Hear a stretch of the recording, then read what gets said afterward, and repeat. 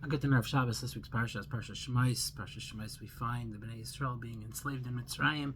I just wanted to share a quick thought that I heard, quick Dvar Torah. The pasuk tells us, "Vaychazek Hashem eslave Parai," that Hashem hardened Parai's heart, and there's a lot written on Vaychazek Hashem eslave Parai, what it actually means. But I just heard over from the Akedas Yitzchak that he says that there was no supernatural kind of interference here from the Rebbeinu Shalom. There was no kind of extra push that the Rebbeinu Shalom had to give Parai. What it means is that a person, when he is used to certain behaviors, that's how the person acts.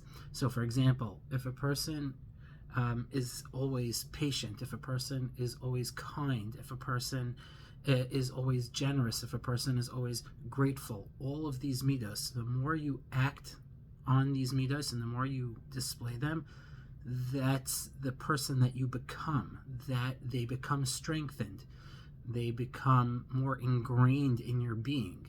And that's exactly what happened here, because it goes the other way too. Parai was a stubborn person. Parai acted cruel. Parai acted as a dictator. And the more and more he acted like that, just Vaychazek Hashem, Hashem naturally, like he always does to everybody, Vaychazek Hashem eslave Parai, Hashem strengthened Parai's heart, meaning that his nature became more and more stubborn and cruel and evil.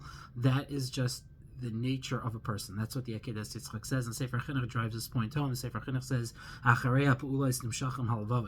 that your heart goes after how you are, meaning the more we act in a certain way, that's who we become. So I think there's a great lesson in here for all of us. Of course, in Pari, it's talking about for the bad, but for all of us, it's such a good lesson. Act in a certain way, that's how you'll become. So if you act generous to someone, you'll become a more generous person. If you act more patient towards people, you become a more patient person. And it all starts with how you act and how you behave.